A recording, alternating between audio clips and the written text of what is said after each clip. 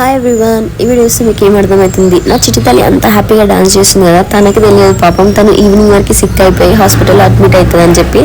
యాక్చువల్గా తనకి 3 days before నుండి ఫీవర్ ఉంది. నేను మెడికేషన్ తీసుకున్నాను, అన్నీ చేసినాను, కానీ తనకి తగ్గలేదు. ఎప్పుడైనా సరే మెడికేషన్ తీసుకోగానే 1.5 days తగ్గిపోతుంది. ఈసారి తగ్గలేదు.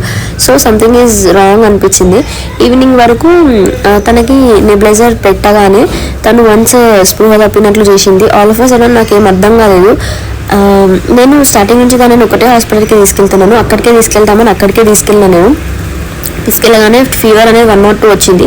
ఫీవర్ 102 రావడంతో తనకి కంట్రోల్ అవ్వక ఫిట్స్ లాగా రావడం స్టార్ట్ అయిందనమాట. దట్ టు ఫ్రాక్షన్ ఆఫ్ సెకండ్సే వచ్చింది. దాన్ని ఫిట్స్ అంటారా అనేది డాక్టర్ చెప్పేదాకా నాకు ఫిట్స్ అనేది తెలియదు. తను కండిషన్ ఎక్స్ప్లెయిన్ చేస్తే తను చెప్పిన మాట అదనమాట.